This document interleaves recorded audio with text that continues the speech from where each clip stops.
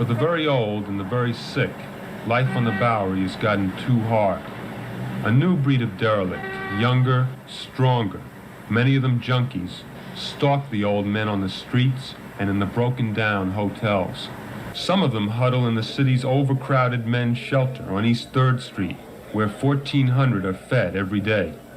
But others decide they can no longer survive in New York, and for them, Camp LaGuardia, the city's upstate home for penniless, forgotten men, is another place to go. Hit up my buddy Journey with Jay. We're in New York here, and we're going to show you this interesting facility, this campus. It was called Camp LaGuardia, named after the governor. Originally, it was built sometime in like 1918, and it was a prison for women. And then in the 1930s, it became a place for people that were down on their luck in New York City, alcoholics, people like that. And they could come up here by bus, and they could stay here. And they were cared for. Very interesting history. It's been abandoned since 2007 or 2008. I believe it's owned now by the county up here. I don't know what they're going to do with it. Who knows? Probably end up just bulldozing all these buildings. But it's very interesting, huge campus. It's definitely not short on any kind of vandalism, that's for sure. So we're going to walk you around and show you what it looks like. So this facility was built by the state of New York, and it was originally called Gray Court Prison. Around 1934, it was converted to a farm colony to house the city's poor and homeless during the Great Depression, and in 1935, it was renamed Camp LaGuardia. Well, the forgotten man, if he's on the Bowery and he wants to change his way of life or get away from here, all he has to do is ask to go to camp. We'll make the arrangements. And hopefully at camp, he can find himself. I'm looking for self-respect, health, and getting back home to my family, and a job. Oh, so these are the cells, the rooms. That's what this is. Okay. So back when this was built, originally, this was a woman's prison, or a prison for women. Each cell, or room as we call them now, has a double bunk with 2 occupants. How many men live in here? 2 men, 2 lockers. We try to get a chair in. It doesn't leave much room, but this is the best we have to offer. And they're all primarily the same, as you can see. Some are cleaner than others, and that all depends on the occupant. And our aides make their rounds every morning and every afternoon, and as much as they possibly can, and try to get the men to keep themselves clean. What are some of the other major problems you have here? You told me about mental patients now coming in here. Well, we only have 3 psychiatrists, and they visit once a week each. How many former mental patients are now at Camp LaGuardia? Quite a few. More than in previous years. 40%? Oh, I would say about 40. That comes to more than 400 men. About. Does that create a problem for you? Yes, because we're understaffed, and we can't do as much for the men as we really would like to. How many men are in Camp LaGuardia now? Right now, with the bus, in about 1,030 men. And how many full-time staff do you have? 61 or 62. Is that enough? Definitely not. It's interesting to see the different colors that the walls were painted. At some point it was white, it was red, and before that it was green.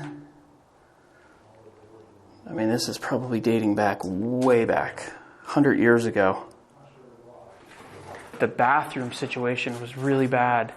1 sink for every 50 people or something. Yeah. And the plumbing was just it just wasn't designed to hold that many people, I guess. Yeah, okay. So there's a couple hundred people. Just in this building. And there's only 3 showers on this floor and 2 sinks. That's it. toilet? I don't know. You got to hold it, I guess. I don't know where the toilet is. Is the plumbing adequate for the 1,000 men who live here? No. No. Perfect example is this tier right here.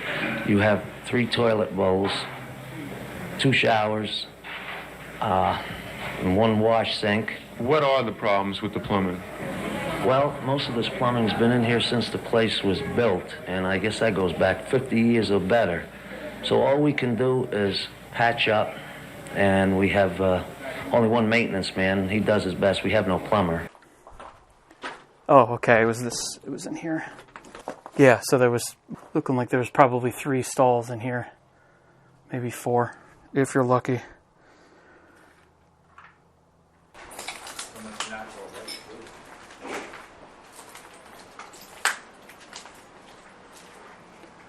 Oh, wow, these were elevators. I didn't think it would have elevators.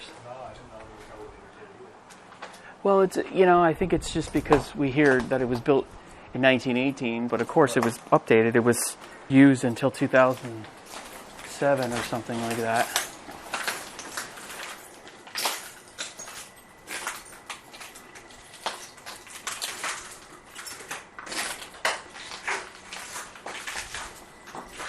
The camp cafeteria seats 160 men. 1,000 eat during every meal period. Each man gets about 15 minutes to eat his food. Most of the men at camp are chronic alcoholics with both other physical and mental problems. A third suffer from emphysema. Half have arrested tuberculosis. And 20% of the men have had strokes. Is this, more refrigeration, I guess.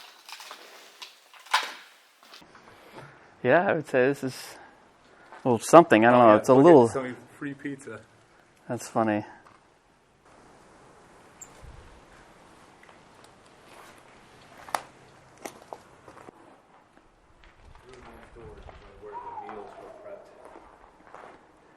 Really stripped down to nothing. I gotta say, more than anything at this point, this is kind of like a photo spot.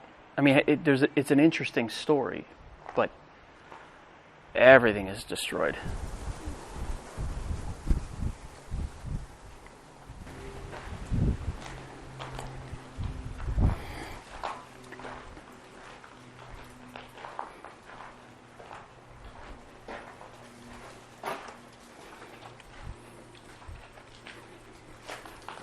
The city spends $3.61 a day on each man, and every man is required to work in the laundry room, the tailor shop, on the grounds. Some work for 16 cents, others for 8 cents an hour. Most of this money is turned over to the institution. That is the biggest washing machine I've ever seen in my life. That's taller than you. That's crazy.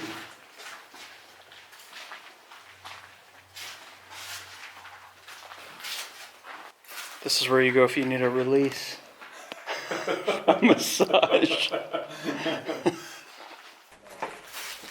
Shenanigans down to a minimum that was going on here.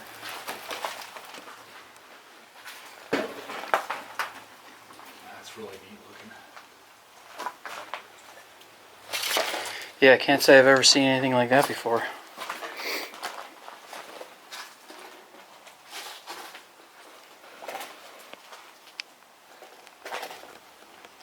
In the South Warehouse Barracks, an old cinder block warehouse, 200 men live in a space 75 by 75 feet. There are 85 double bunks, 1 exit, and no fire prevention system. The camp administration doesn't try and deny or hide the fact that the camp is understaffed, that its facilities are inadequate. They say they simply must have more money. As time went on, the general population of people staying here slowly changed into more drug addicts and petty criminals. There were more and more mental illness patients coming here, and it started causing problems around these nearby towns with theft and fights and drug use. There was more and more police involvement. Probably shortly after this documentary that I found, they started having problems with overcrowding here, became very outdated, understaffed, definitely throughout the 1980s and 1990s. And in 2007, they began moving residents to other shelters, and the entire facility was closed down right around there in 07, 08. At that point, the county up here purchased this land for about $8.5 million with the hopes of finding a buyer to come in and develop the property. A developer wanted to do just that. He wanted to build 800 housing units here with 165,000 square feet of commercial and office space and 83,000 square feet in retail space. But after 7 years, the deal was stalled out, and I think it had to do with a massive sewer system that is needed for this land and for this property. Apparently that was up to the county to take care of. They either didn't want to pay for it or didn't think the deal was worth it. Whatever the problem was, the deal fell through, and the county then had to pay $1.2 million just to get out of that contract. So far, it's a $10 million piece of land here rotting away. When I came here, my teeth were wicked. Believe me, I was ashamed to open my mouth. And I was drinking an awful lot, and that didn't help my teeth any. And I always had severe headaches and pains in my mouth. And I came here, and I got teeth, and my doctor, the dentist here, worked very hard, extra time on my teeth. And then they gave me glasses. I was in need of glasses, and they gave me glasses. And I see better, and since I've been here 2 years, I feel pretty good. Is there something you miss up here? Yes, I miss my wife and children very much, but I will never see them again. I kept nagging with my wife, so one day I come home, and everything was gone. My wife left a note. She said, life cannot go on this way. You're a wonderful person and all that, but that drink, she says no, and she left. That was it.